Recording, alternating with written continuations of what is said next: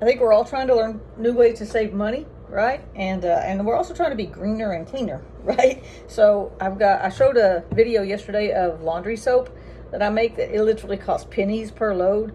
So I feel like I can kind of waste it even if I use it twice as much as a normal load, which I don't unless it's a real dirty load or something.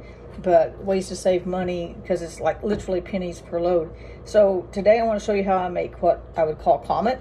And it only has 3 ingredients. It has borax and regular old baking soda and tea tree oil. Now you can use tea tree oil. I think I'm going to use lemon next time just for something different, just to see if there's any difference, because it's still going to have the anti-fungal properties and all. It won't be quite the kicker tea tree is, but lemon oil will do as good a job of cleaning and killing germs and things like that. So, and my recipe I wrote on my Parmesan cheese bottle, because it has you can shake it out just like you do your other powder cleaners, right? To do bathtubs and sinks and things like that. And I wrote it on here so that I would have it. So it's a cup of baking soda, a half a cup of borax, and 10 drops of tea tree oil, lemon oil, whatever you would like to, whichever essential oil you would like to use.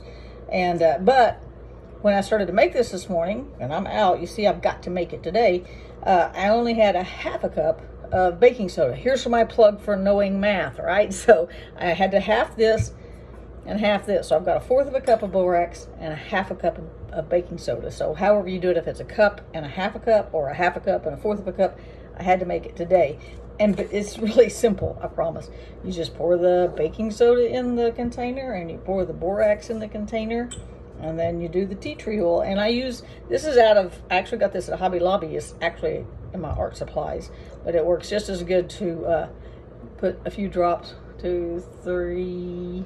I'm going to go ahead and do 5, even though it doesn't call for that much since I halved my recipe. And literally all I'm going to do is put it in here.